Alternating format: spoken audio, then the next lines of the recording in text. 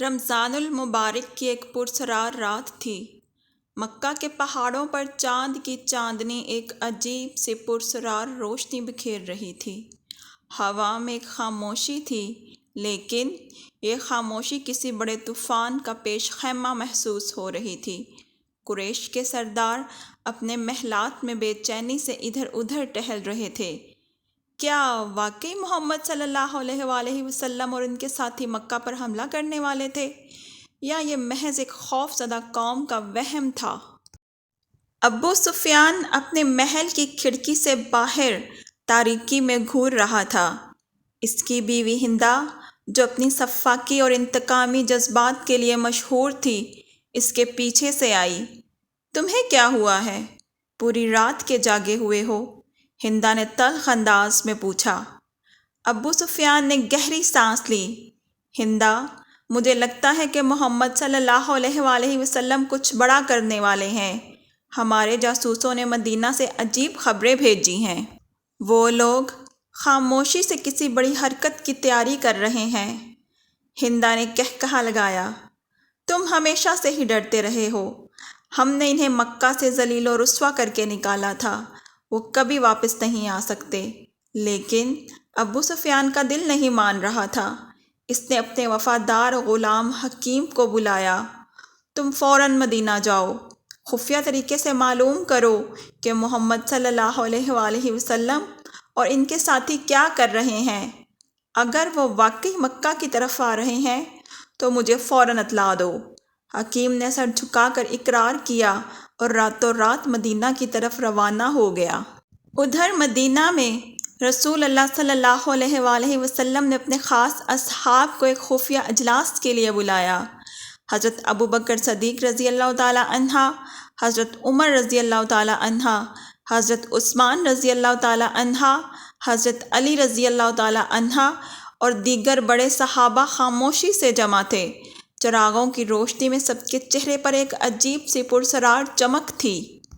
رسول اللہ صلی اللہ علیہ وآلہ وسلم نے نرم لیکن پرعزم آواز میں فرمایا، اللہ تعالیٰ نے ہمیں مکہ فتح کرنے کی توفیق عطا فرمائی ہے، لیکن ہمیں انتہائی خاموشی اور چالاکی سے کام لینا ہوگا۔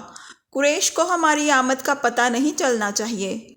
حضرت عمر رضی اللہ تعالی عنہ نے پوچھا، یا رسول اللہ، ہم 10,000 صحابہ کے ساتھ کیسے مکہ پہنچیں گے اور دشمن کو خبر تک نہ ہو؟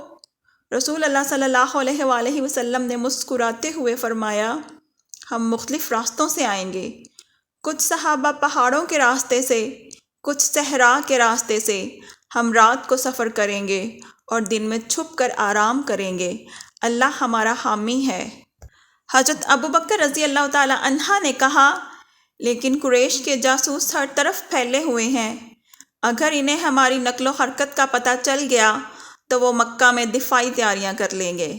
رسول اللہ صلی اللہ علیہ وآلہ وسلم نے فرمایا، ہم ان کے جاسوسوں کو بے اثر کر دیں گے۔ قریش کا جاسوس حکیم مدینہ پہنچ چکا تھا۔ وہ ایک تاجر کے بھیس میں مسلمانوں کے درمیان گھس گیا۔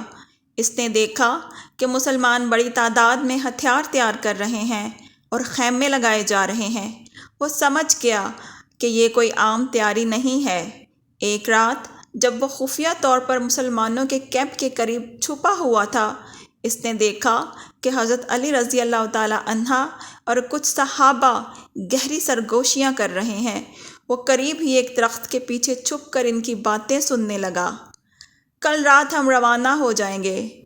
رسول اللہ صلی اللہ علیہ وآلہ وسلم کا حکم ہے، کوئی پیچھے نہ رہ جائے، حضرت علی نے کہا۔ حکیم کے دل کی دھڑکن تیز ہو گئی۔ اسے فوراً ابو سفیان کو اطلاع دینی تھی۔ وہ خاموشی سے پیچھے ہٹا، لیکن اچانک اسے پیچھے سے ایک آواز سنائی دی، تمہیں کس نے اجازت دی کہ تم ہماری باتیں سنو؟ حکیم نے پیچھے مڑ کر دیکھا۔ وہ حضرت زبیر بن عوام تھے، جن کے ہاتھ میں ایک چمکتی ہوئی تلوار تھی۔ حکیم نے ڈرتے ہوئے کہا، میں صرف ایک مسافر ہوں۔ حضرت زبیر نے سخت نظروں سے اسے دیکھا۔ تم قریش کے جاسوس ہو اور جاسوسوں کا انجام تمہیں معلوم ہونا چاہیے۔ ایک ہی لمحے میں حکیم کی چیخ گونجی، لیکن اس سے پہلے کہ کوئی سن پاتا، حضرت زبیر نے اس کا کام تمام کر دیا۔ مسلمانوں کی فوج مختلف راستوں سے مکہ کی طرف بڑھ رہی تھی۔ رسول اللہ صلی اللہ علیہ وآلہ وسلم نے حکم دیا تھا کہ ہر شخص آہستہ آہستہ چلے، آگ نہ جلائی جائے اور کوئی شور نہ کیا جائے۔ صحابہ کرام رات کے اندھیرے میں خاموشی سے سفر کر رہے تھے۔ ایک پرسرار منظر میں حضرت خالد بن ولید رضی اللہ تعالی عنہ اپنے دستے کے ساتھ پہاڑی راستے سے آ رہے تھے۔ انہوں نے ایک جاسوس کو پکڑا جو قریش کو خبر دینے جا رہا تھا۔ تمہارا نام کیا ہے؟ حضرت خالد نے پوچھا۔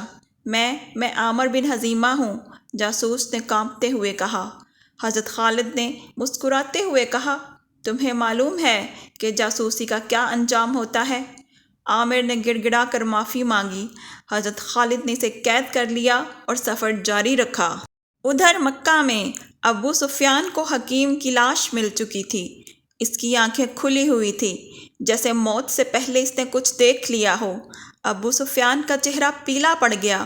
یہ محمد صلی اللہ علیہ وآلہ وسلم کا پیغام ہے، وہ آ رہے ہیں۔ اس نے قریش کے سرداروں کو جمع کیا۔ ہمیں فوراً تیاری کرنی چاہیے۔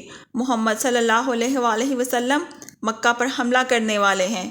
لیکن کفار قریش میں اختلاف ہو گیا۔ کچھ کہتے تھے یہ محض ایک خوف ہے، کچھ نے کہا کہ دفاعی تیاریاں کرنی چاہیے۔ ابو سفیان نے اپنے 2 جنگجوؤں اکرمہ بن ابی جہل اور صفوان بن امیہ کو بلایا۔ تم دونوں فوراً شہر کے باہر جاؤ اور دیکھو کہ کیا ہو رہا ہے۔ اکرمہ اور صفوان گھوڑوں پر سوار ہو کر مکہ سے باہر نکلے۔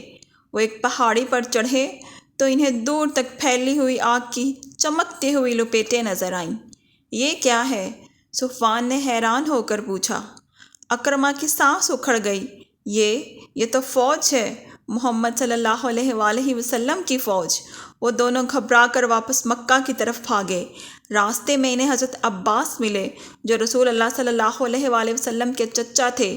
رک جاؤ، حضرت عباس نے کہا، اگر تم نے اسلام قبول کر لیا تو تمہاری جان بخشی ہو سکتی ہے۔ اکرمہ اور صفوان نے ہتھیار ڈال دیے اور حضرت عباس کے ساتھ رسول اللہ صلی اللہ علیہ وآلہ وسلم کے پاس چلے گئے۔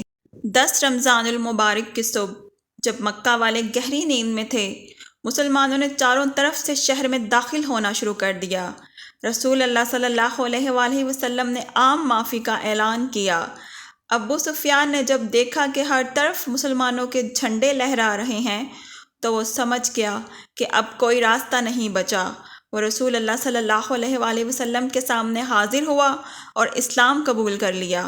ہندا جو ایک زمانے میں حضرت حمزہ کے جگر کو چبا چکی تھی، اس کے منہ سے نکلا، اب سب ختم ہو گیا۔ رسول اللہ صلی اللہ علیہ وآلہ وسلم نے فرمایا، نہیں، اب سب شروع ہوا ہے۔ اور پھر کعبہ میں بتوں کو توڑ دیا گیا۔ اللہ اکبر کی صدائیں گونجنے لگیں۔ فتح مکہ کا وہ دن تاریخ میں ہمیشہ کے لیے سنہری حروف سے لکھ دیا گیا۔ فتح مکہ کے بعد رسول اللہ صلی اللہ علیہ وآلہ وسلم نے کعبہ کے دروازے پر کھڑے ہو کر خطبہ دیا۔ آج تم پر کوئی لعنت نہیں، جاؤ، تم سب آزاد ہو۔ مکہ کے لوگوں نے دیکھا کہ جس قوم پر وہ ظلم ڈھاتے رہے، آج وہی انہیں معاف کر رہی ہے۔ ابو سفیان کی بیٹی ام حبیبہ نے اپنے باپ کو دیکھا تو آنکھوں میں آنسو آ گئے۔ ہندا جو اپنی ماضی کے اعمال پر شرمندہ تھی نے رسول اللہ صلی اللہ علیہ وآلہ وسلم سے معافی مانگی۔ رسول اللہ صلی اللہ علیہ وآلہ وسلم نے مسکراتے ہوئے فرمایا، اللہ معاف کرنے والا ہے۔ فتح مکہ نہ صرف ایک فوجی فتح تھی بلکہ یہ انسانیت، رحم اور معافی کی عظیم مثال تھی۔ اس فتح نے نہ صرف مکہ کو آزاد کیا بلکہ دلوں کو بھی غلامی سے آزاد کیا۔ یہ وہ دن تھا جب حق نے باطل پر فتح پائی اور اسلام کی عظمت سارے عالم میں پھیل گئی۔ اور پھر کعبہ میں بتوں کو توڑ دیا گیا۔ اللہ اکبر کی صدائیں گونجنے لگیں۔ فتح مکہ کا وہ دن تاریخ میں ہمیشہ کے لیے سنہری حروف سے لکھ دیا گیا۔ اگر آپ کو یہ ویڈیو پسند آئی ہو تو لائک بٹن ضرور دبائیں اور اپنے دوستوں کے ساتھ شیئر کریں تاکہ وہ بھی اس سے فائدہ اٹھا سکیں۔ ساتھ ہی کمنٹس میں اپنی رائے کا اظہار ضرور کریں۔ آپ کا ہر کمنٹ ہمارے لیے قیمتی ہے۔ اگر آپ نے ابھی تک سبسکرائب نہیں کیا تو براہ کرم سبسکرائب بٹن پر کلک کریں اور بیل آئیکن کو بھی دبا دیں تاکہ ہماری نئی ویڈیو سے فوری طور پر آگاہ ہو سکیں۔ آپ کا شکریہ۔